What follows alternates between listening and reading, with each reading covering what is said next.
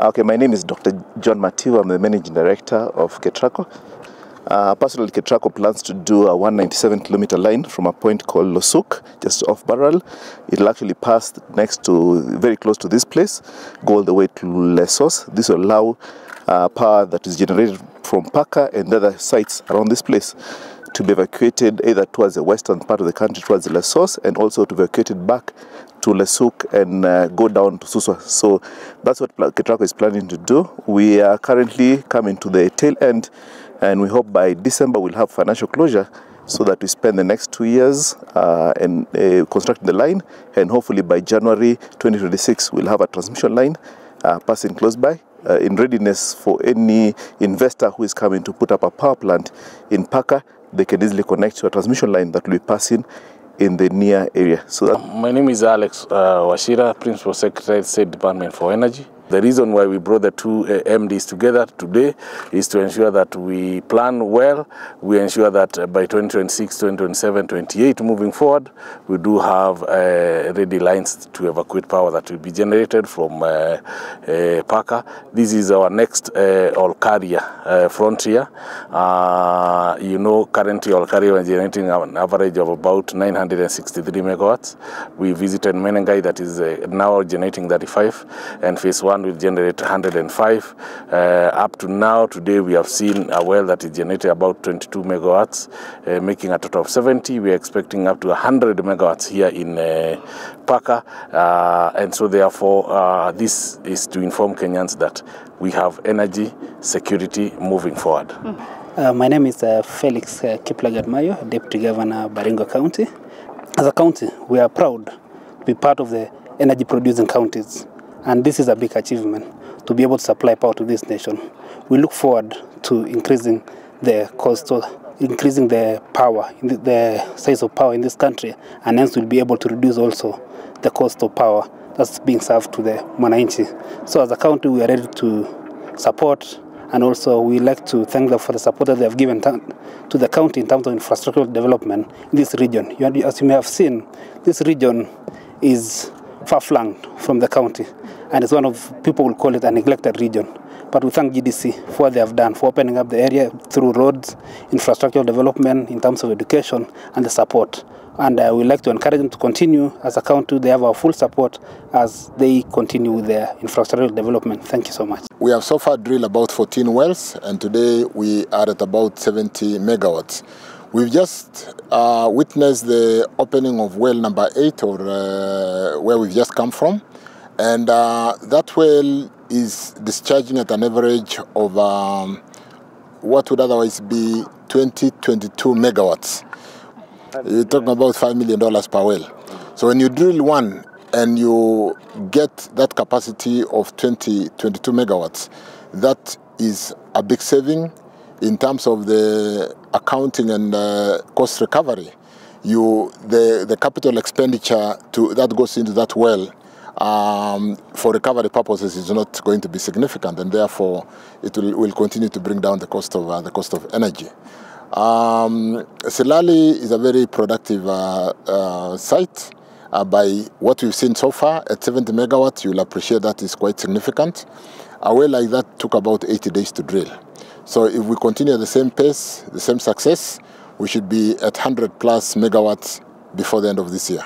You do appreciate that predominantly Kenya baseload is geothermal and hydro, but because of climate change issues, we're now relying on geothermal, which dispatches at a levelized availability of 95%.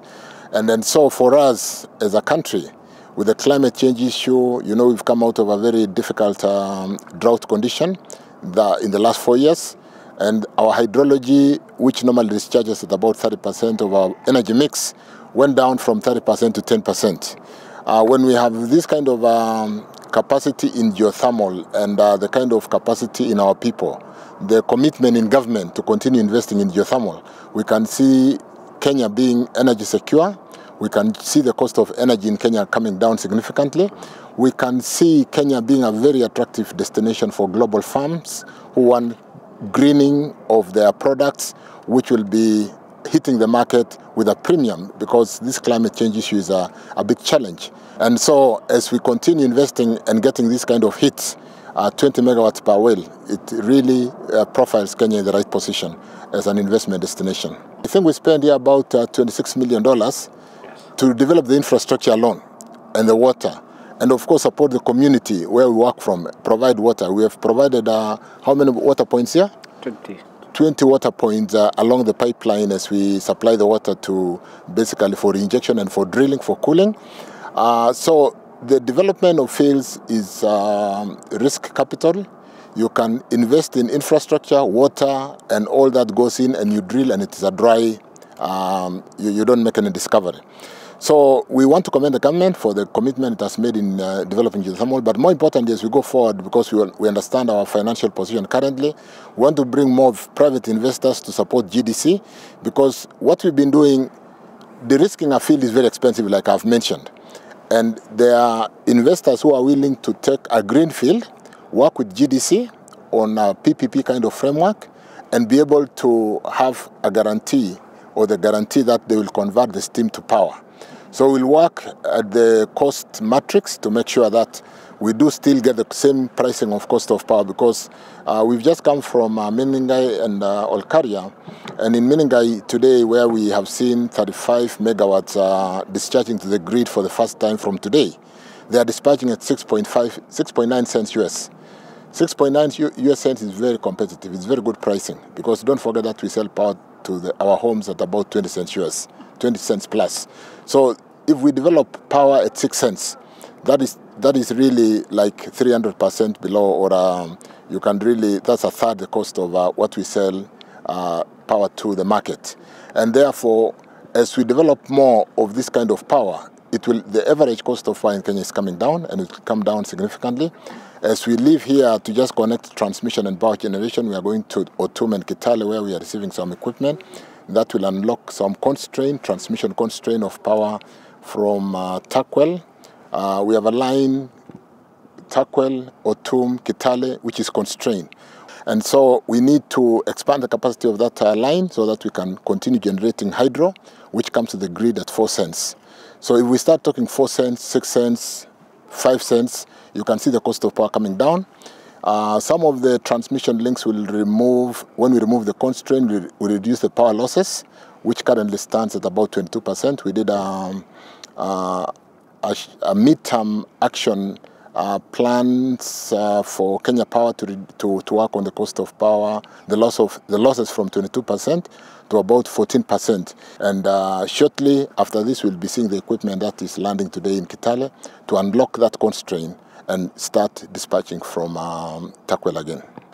We're currently growing at about 150 megawatts to 200, but with the current industrialization scheme through our SEZ, the Special Economic Zones, with the green hydrogen technology, which we have not talked much about, but which allows us to commoditize power, move power from what it is today, power that you transmit through the network, to moving power to green hydrogen, which is transportable, commoditized, moving power to green hydrogen and to ammonia, which can go to fertilizer, is another significant leap in the technology development. And you may be aware that Kenya is a frontier developer in green hydrogen, because we vent steam at night, because when you're asleep, we have so much power that we are not using. So we are working with partners from the private sector to convert that power at night to green hydrogen, to ammonia, which we can offtake as a country because we are an agricultural economy. And you can witness the kind of bumper harvest when we did provide fertilizer as government to our farmers. So if we can produce that fertilizer at a market price, which is slightly more competitive than the world market pricing, we are looking at all those economics. You can see that we have a great price future. The generators who we would be coming to Paka to convert this energy, to convert this steam to energy, is probably not government. It's probably going to be IPPs. And I can tell you the cost will be at 6 cents, 7 cents, maybe 5 cents. So let's distinguish between IPP who are in diesel and IPPs who are converting using this kind of technology, where the cost of energy significantly is down. We are doing another power plant, solar, in Kamburu, which we are going to dispatch at 3 cents US. So with all those 3 cents, 4 cents, and so on and so forth, we can see the cost of power and the transmission constraints that we are unlocking, the loss reduction, because if we are losing about 25% of our 12,000 gigawatt hours per year, 3,000 gigawatt hours, you and me are paying for that power because the generators are paid. We don't lose that power. The generator doesn't lose. Somebody pays for it. So we are working on all those constraints, the power losses, the transmission challenges, and pushing more of this green energy, which Kenya knows how to develop today, bringing in private capital, equity funds from pension funds and things like that.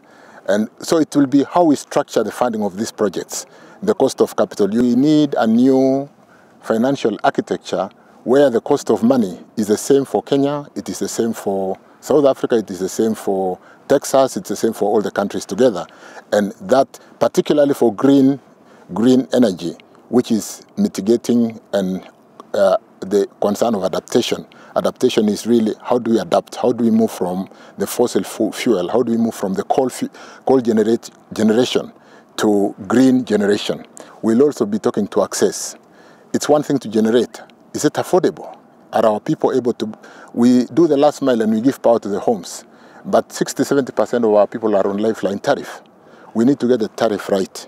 So as you talk to us about tariff, we're more concerned about making sure that our people can afford that power, because it's one thing to provide power to the home, it's another thing for them to pay the bill because of the GDP status of our country.